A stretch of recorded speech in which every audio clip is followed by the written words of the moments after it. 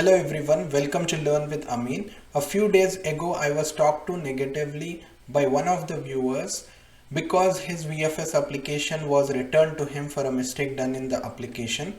That day I gave it a thought and decided that I'll focus on the positivity and the positive comments that have been done on my video of Indian passport renewal by hundreds of viewers and subscribers.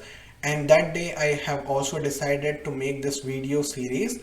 This video series will cover the mistakes that can be possibly made by the viewers and the subscribers, and I will think of those mistakes and how to solve them, and I will compile the video. So after I have recorded this video, if I can think of any other mistake that can be possibly humanly done by the viewers, then I would be shooting it and attaching or appending to this particular video, and I'll be re-uploading so that none of my viewers or subscribers does any mistake in the Indian passport renewal and he or she does not have to go through the returning of the application or rejection of the application. So let's get started.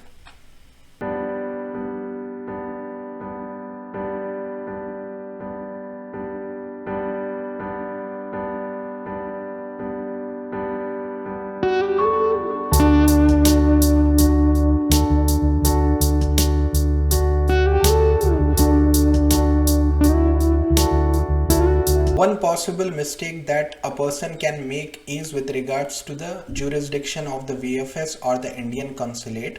So first of all, let's go to the google.com, then type Indian Consulate jurisdiction in USA. So this is the website, Embassy of India, Washington, DC jurisdiction. You can click on this and it will not just show the jurisdiction of Washington DC, but it will show the jurisdiction of all states in the United States. So basically the jurisdiction is not decided on the proximity of an applicant to a particular VFS city or a consulate city, and also it is not by choice. You cannot decide if for example, if Chicago is your favorite city and you are staying in Ohio, you cannot apply to the Chicago VFS or Chicago Consulate, but you need to submit to the Consulate or the VFS that is part of your jurisdiction. So let's look at it. So Ohio, it is also equidistant from Chicago and New York. Now Ohio, your favorite city is Chicago. You cannot apply to the Consulate General of Chicago or Mission of Chicago or VFS of Chicago, but you need to send it to the New York office because Ohio comes under the jurisdiction of New York.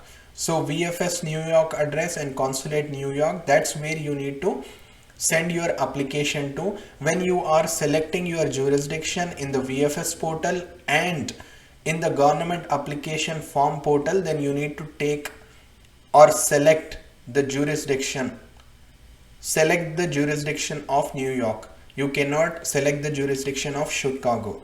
So if you are in Bermuda, Delaware, Columbia, Kentucky, Maryland, North Carolina, Virginia and West Virginia, then your Consulate General is Washington DC. You need to select that jurisdiction.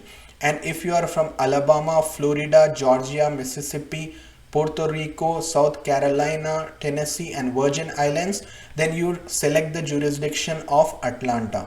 If you are from Illinois, Indiana, Iowa, Michigan, Minnesota, Missouri, Wisconsin, then you select the jurisdiction of Chicago. If you are from Arkansas, Kansas, Louisiana, Oklahoma, Texas, New Mexico, Colorado, then your jurisdiction is Houston. And if you are from Connecticut, Maine, Massachusetts, New Hampshire, New Jersey, New York, Ohio, Pennsylvania, Rhode Island and Vermont, then your jurisdiction is New York. If you are from Arizona, California, Guam, Hawaii, Nevada, Utah, you need to select San Francisco Consulate. Now if you are from Alaska, Idaho, Montana, Nebraska, North Dakota, Oregon, South Dakota, Washington and Wyoming, then you need to select the Mission of Seattle.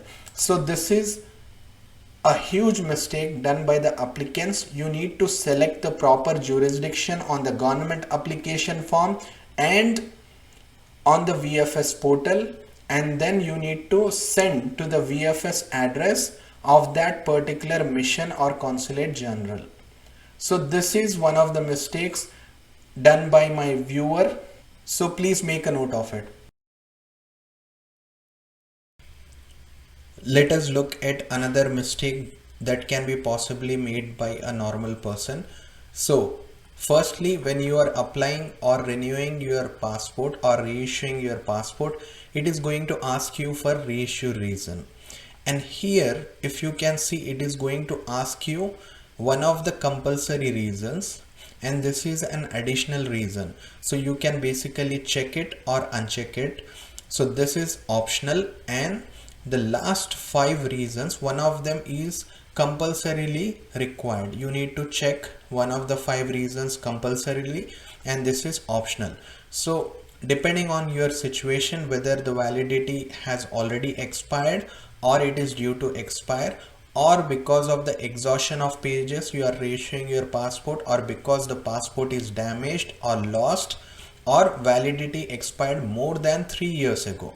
So based on this situation, you need to check one of the 5 below options. So mostly for normal person, it is going to be validity expired within 3 years or due to expire. Now you have checked this. Now let's take a look in change in existing personal particulars. Should we check it or not? Now I'm going to tell you the reasons when you need to check this. If you do not check this and there are changes in your existing personal particulars, then the VFS will return your application. So this is a mistake. Now listen carefully, what existing personal particulars, if they have changed, you need to check this is if your name has changed, if your date of birth has changed, if your signature has changed, or if your appearance has changed, then you need to click on this option. You need to check this. That is the change in existing personal particulars. And another thing is, if at all you are adding a spouse name in your passport, then also you need to click on this option. So check this. Now it is asking you to specify the category within the change in existing personal particulars. It is asking whether your given name has changed, whether your spouse name has changed, or basically what it means is whether you are adding your spouse name when compared to your previous passport which did not have a spouse name. If you have passed 10th class and you want to delete immigration check required, then you can specify this and check on this.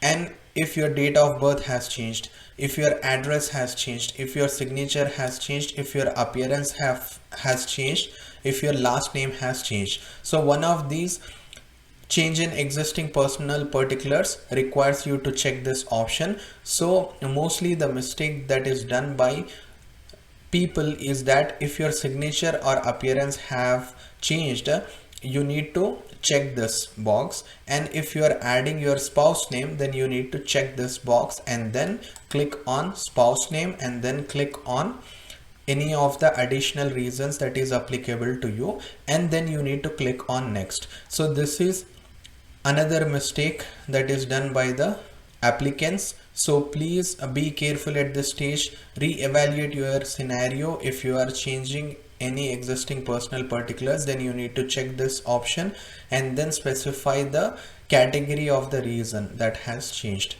Thank you, take care, and bye bye.